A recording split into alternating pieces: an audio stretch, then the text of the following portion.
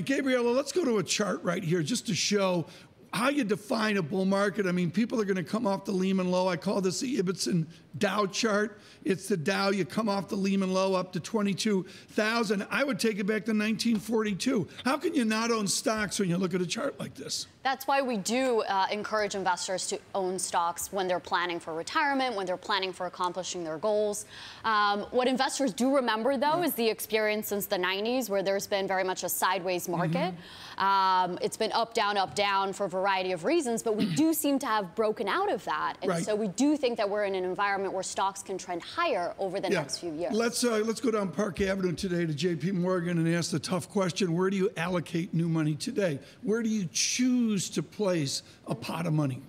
With that said about the U.S. equity market, we do have to acknowledge, though, that the pace of increases over the next few years is going to be much more muted than it's been in the beginning of the expansion. Okay, fine. That's a nice. Your general counsel made you say that statement. Where do I put money this morning? We want to put money increasingly overseas, and we feel very strongly about the Eurozone recovery and emerging markets. And what we find is that investors in the U.S. specifically, but even overseas, are very under-allocated to a lot of these growth stories, especially to emerging markets.